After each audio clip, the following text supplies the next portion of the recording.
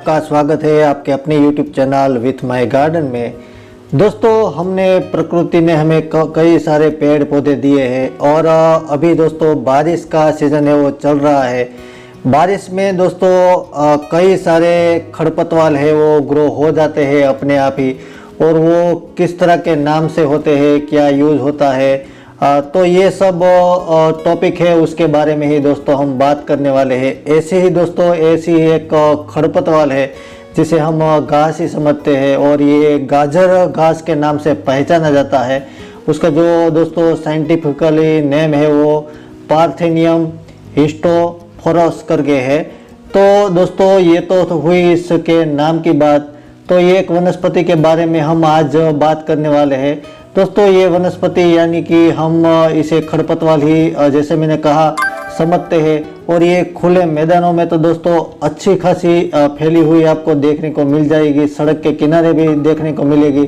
खास करके ये बारिश के बाद ही दोस्तों एक आध मंथ में काफ़ी सारी जगहों पर आपको देखने को मिल जाएगी, और ये अपने आप ही प्लांट है वो ग्रो होता रहता है। और दोस्तों ये प्लांट ज़्यादातर भारत के कई सारे क्षेत्रों में इसे हम देखने को मिल जाता है। ज़्यादातर सड़क के किनारे, जंगली झाड़ी नुमा वाले इलाकों में, खुले मैदानों में इस प्लांट को ज़्यादातर क्षेत्रों में दोस्तों गाजर घास के नाम से ही पहचानते हैं। हो सकता है कि अलग अलग कुछ क्षेत्रों में शायद अलग नाम से भी पहचाना जाता हो, पर दोस्तों ये प्लांट पत्ते से गाजर के प्लांट के जैसा ही होता है, तो शायद इसलिए इसका नाम है वो गाजर घास के नाम से पहचाना जाता होगा। और इसकी स्टेम है वो मीडियम थिकनेस वाली पतली होती है। इसकी जो हाइट है वो दोस्तों 2 से 3 फीट तक भी जा सकती है। और दोस्तों ये बिना केयर के उगने वाली वनस्पति खेत पैदाशों में काफ़ी सारा अवरोध भी करती है या होने वाली होती है। तो हम इस कारण इसे हम निकाल देते हैं, क्योंकि ऐसा माना जाता है कि ये एक नुकसानकारक खरपतवार है और इसको घास को ख़त्म करने के कई तरह के आजमाइश किए जाते हैं जो किसान लोग हैं वो। वैसे इसके पत्तों को दोस्तों मसला जाए तो एक अलग प्रकार की खुशबू भी आपको महसूस होती है। ऐसा माना जाता है कि इसमें नाइट्रोजन की मात्रा थोड़ी ज़्यादा होती है। वैसे प्रकृति में दोस्तों कुछ बेकार तो नहीं होता है, कुछ ना कुछ फायदे या तो नुकसान है वो ज़रूर होते हैं, पर इसका सही इस्तेमाल हमें आना चाहिए, तभी जाके ही दोस्तों कुछ जो खरपतवार होती है उसके बारे में या तो उसकी फैमिली के बारे में हम ज़्यादा अवेयरनेस है वो ले सकते हैं।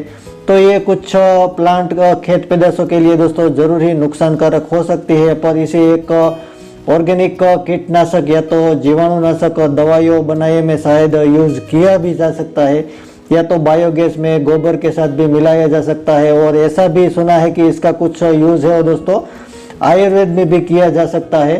साथ ही ये कंपोस्ट जो हमारा बनता है दोस्तों उसमें भी इसका यूज़ किया जाता है। लेकिन जो आयुर्वेद का विषय है दोस्तों वो मैं इसके बारे में आपको थोड़ा बता दूँ तो कि ये कोई चिकित्सक ही इसका सही यूज़ बता सकता है कि इसका कितना मात्रा में यूज़ किया जाए और किस बीमारी में किस तरह का यूज़ किया जाए। तो कुछ भी प्रयोग करने से पहले दोस्तों कोई निष्णात की जरूरी हमें सलाह के बिना इस तरह के प्रयोग नहीं करने चाहिए, क्योंकि उसका भी रीज़न है दोस्तों कि जो भी मात्रा हमें पता नहीं है या तो किस तरह से यूज़ किया जाता है। कभी कभी ऐसा भी होता है कुछ दवाइयों के साथ दोस्तों और भी कुछ पेड़ पौधे का जो पाउडर है या तो कुछ चीज़ें है वो मिलाई जाती है, तो पूरा के पूरा एक कंपोनेंट बने उसके बाद ही यूज़ किया जाए तो भी जाके ही दोस्तों कुछ ना कुछ अच्छा रिजल्ट है वो मिल जाता है। पर इस प्लांट को तो दोस्तों पशु भी नहीं खाते हैं, तो इसमें लगे वाइट कलर के फूल होते हैं जिसमें कोई खास तो सुगंध नहीं होती है, और ये एक बार दोस्तों ग्रो हो जाए तो बहुत ही तेज़ी से ये फैलता है। और इसकी लाइफ साइकिल दोस्तों